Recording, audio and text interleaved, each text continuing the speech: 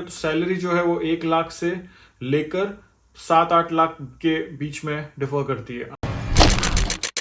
नमस्कार दोस्तों, कुछ भी हो जाए वीडियो को स्किप मत करना क्योंकि हर एक इंफॉर्मेशन बहुत इंपॉर्टेंट है। चाहे तो आप वीडियो को फास्ट फॉरवर्ड में देख सकते हो 1.5x या 1.25x में, अगर आपको पेशेंस जरा भी नहीं है तो, बट पूरा देखना। दोस्तों आज मैं आपको बताऊंगा कि अगर आपको हाउसकीपिंग डिपार्टमेंट में ज्वाइन करना है तो कैसे करेंगे। क्रूज शिप में कॉन्ट्रैक्ट जो है 6-7 मंथ्स का होता है।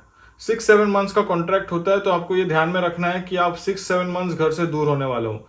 बहुत सारे डिपार्टमेंट्स में फ्री टाइम होता है, तो आप बहुत सारा जगह घूम सकते हो। जैसे मैंने 22 कंट्रीज से ज्यादा एक्सप्लोर किया है और बहुत सारे स्टेट्स, आइलैंड, सिटीज एक्सप्लोर किया है। और तो सैलरी जो है वो 1 लाख से लेकर 7-8 लाख के बीच में डिफर करती है। आप डिपेंड करता है आप कौन से डिपार्टमेंट में हो, कौन से आइटनरी में हो, कौन से क्रूज लाइन के लिए काम करते हो, सब कुछ मैटर करता है। सब कुछ एक एक चीज मैटर करती है।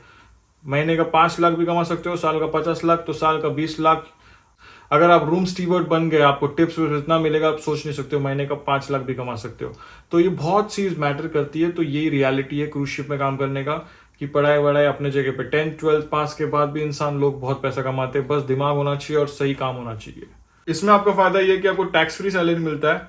आप समझो महीने का 2 लाख कमाते हो, महीने का 5 लाख, टिप्स विप्स ग्रेचुइटी सैलरी मिला के। आप साल का 50 लाख कमाते हो, आपको गवर्नमेंट को 50 लाख रुपए से 5 रुपया भी नहीं देना है, क्योंकि आप सीफरर हो, आप किसी भी कंट्री के रेजिडेंट नहीं हो। तो आप ओशन के रेजिडेंट हो, तो आपको 1 भी रुपया टैक्स नहीं देना है। सेकंड आपका बेनिफिट होता है, आपको 0 एक्सपेंसिव, आपका खाना पीना रहना सब फ्री है। तो आपको पूरे एक्सपेंसेस, आपको जो भी सैलरी है वो पूरा आपके हाथ में आता है। आपका मेडिकल एक्सपेंसेस भी कवर होता है। सोचो, आपको होटल मैनेजमेंट का कोर्स कर लेना चाहिए। क्यों? क्योंकि आपको इससे 5 स्टार होटल में जॉब मिलना आसान हो जाएगा। बट अगर आपने 5 स्टार होटल में जॉब कर लिया या कर रहे हो, एचएम का कोर्स नहीं किया, तो मत करो। आप 1 या 2 साल का एक्सपीरियंस लो 5 स्टार होटल में, बड़ी कंपनी में, और सीधा क्रूज शिप के लिए अप्लाई करो।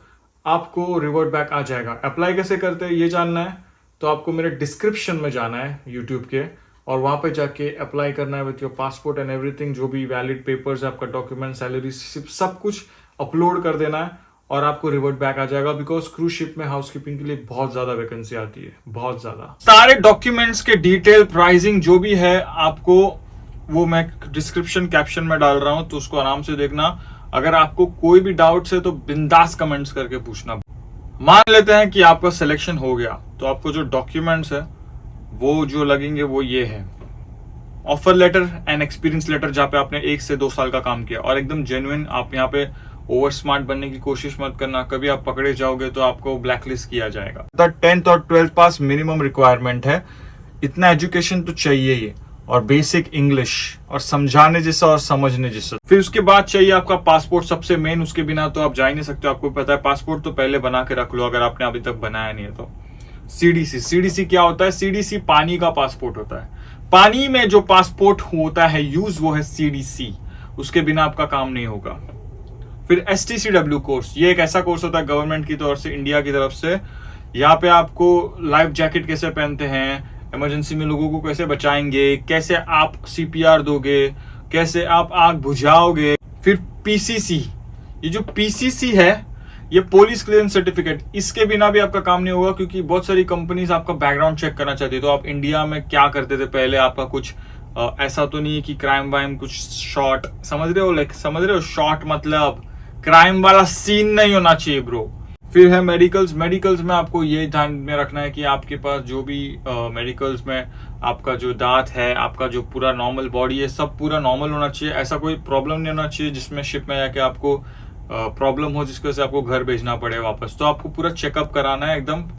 कुल मिला के 3 टाइप के वीजाज होते हैं ओशन के। C1D वीजा, एक ऐसा वीजा है जिसको यूएस C1D वीजा बोलते हैं। यूएस जाने के लिए, यूएस के पोर्ट्स में आपको ज्वाइन करना है तो आपको C1D वीजा लगता है।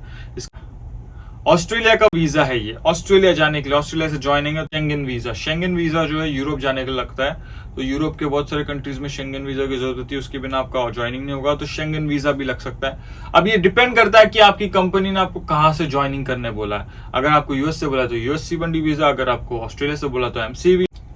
BSID एक ऐसा डॉक्यूमेंट है जो पानी का आधार कार्ड है। रिसेंटली इसको मैंडेटरी कर दिया गया है, तो आपको BSID अपना बनवा के लेना ही पड़ेगा। बस दोस्तों, अगर आपने ये कर लिया, ये सब कर लिया समझो, तो खत्म, आपका लाइफ सेट है। अगर आप मेहनत करोगे तो ऊपर वाला भी आपका साथ देगा।